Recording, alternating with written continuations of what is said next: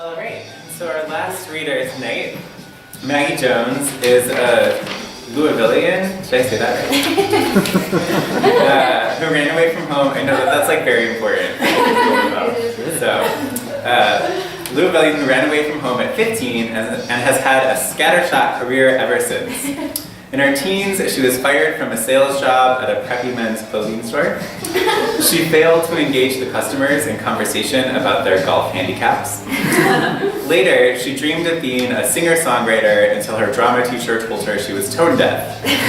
She has, though, spent decades excelling at wandering. From Watertown, Connecticut to Amherst, Massachusetts, from Poughkeepsie, New York to New York City, from Japan to LA, along with Philadelphia, Boston, and Washington, D.C., she's lived in them all. 3 years ago, she landed in Pittsburgh, where she is still trying to find the beach, me too, and a few days in a row of sunshine, me too. Maggie is also a contributing writer at the New York Times Magazine and a visiting professor at Pitt. Maggie Jones.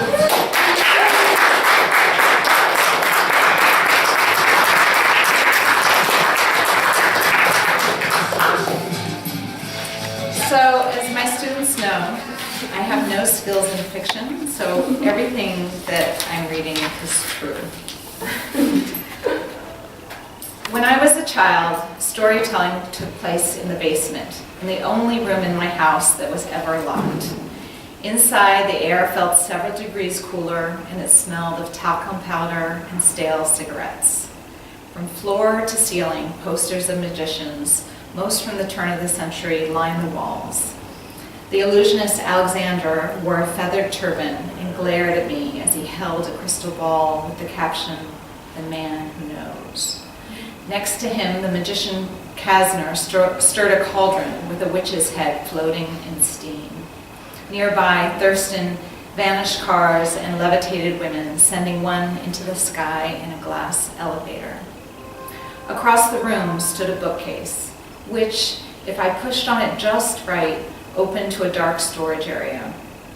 Inside, the shelves were lined with shoe boxes filled with fake thumbs, cigarettes, decks of cards. A black hat and white gloves sat on one shelf. Other shelves had scarves that turned into canes, champagne bottles that opened into cigarette dispensers, silver balls that transformed into bouquets of flowers. The basement centerpiece, though, was the stage. That's where our family performances took place throughout the 60s and 70s. I sound very old.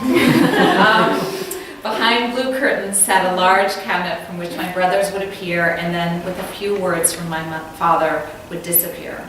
Across the stage, my father would vanish from a velvet chair and then enter through the basement door a few minutes later.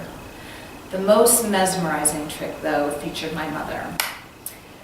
As the curtains opened, my mother, dressed in a long gold brocade gown and black flats, lay on a divan. Her eyes were closed, her hands crossed at her chest. My father told the audience that he had put her into a trance. Then slowly, my mother's body rose, off the couch and into the air, at the command of my father's hands. She stopped. In silence, my mother hovered over the stage. As a child, I relished books that transported me from my suburban world: The Lion, the Witch, and the Wardrobe, The Secret Garden, From the Mixed Up Files of Mrs. Baisley, Frank Weiler. But many of the most powerful stories came from my father, who wove magic tales into our family life. Each magic poster they hung in our den as well as in the basement had its own narrative, such as The Modern Priestess of Delphi, which depicted a witch whispering secrets to a long-haired woman who read people's minds. We heard about magic's tragedies too, like when the illusionist Chung-Ling Soo died after his bullet-catching trick went awry. Best of all, my father invited his children into magic secrets. Not long after we learned to walk, we knew how to sidestep the trapdoor in the stage floor. By elementary school, I understood how most of my father's illusions worked. I never told a soul. Don't even ask. My father spent much of his youth at vaudeville shows and at Tannen's Magic Store on 42nd Street in New York, where he bought tricks and picked up tips from the profession's elders. Then, when he was in his 30s, after years of practicing magic on the side, he took a sabbatical from his law firm. He bet a fellow lawyer $100 that he would land a spot on a major TV show or at a New York City nightclub within a year. Whoever lost had to eat the paper their bet was written on. It was 1959, the era of black tie magic. Under the stage name Baron Laval, and with an act he called Smoke Dreams. My father incidentally did not smoke, despite all the references to cigarettes in his piece. My father appeared on the Ed Sullivan Show. How many of you even know what that is? Okay. In a tux and black dress hat, he smoked cigarettes and pulled cards out of the air. He made live goldfish appear out of his puffs of cigarette smoke. He produced doves from his white gloved hand. Next, my father performed on Captain Kangaroo, and his manager offered him a national tour. But he had a wife, 3 kids, and 3 more to come in the next several years. My father returned home, and magic was reserved for the basement and for our family. Over the next 2 decades, the magic act was the intermission to my parents' parties. On summer evenings, our house filled with smoke from Marlboros that my mother placed in silver boxes and the sound of adult laughter loosened by gin and tonics. It was usually around 11 p.m. when my mother, smelling of Jean Coutu perfume and bourbon, long earrings sparkling against her black hair, nudged us awake. It's time, Angel. My brother was 3 and I was 5, too young to be relied on for impeccable performance timing. Still, we tiptoed downstairs, following my mother past the women in the living room in their cocktail dresses and frosted pink lipstick, and men in sports jackets and loafers, around the corner and down the stairs to the basement where my father had set up the show. Stephen and I climbed into our secret spot and listened as the guests, laughing too loudly, flirting, their cocktail glasses still clinking with ice, filled the seats.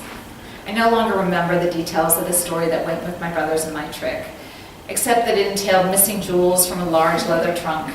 My father tilted the trunk toward the audience, knocking on all 4 sides to show that it was empty. Moments later, he opened the top of the trunk again and pulled out his jewels.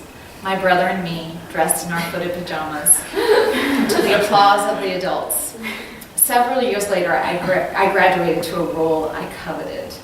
For years, it had been my big sister's, but she was now away at college, and it was mine. I relished that the trip was just me and my father. The prop was a large, empty glass casket on wheels in the middle of the room.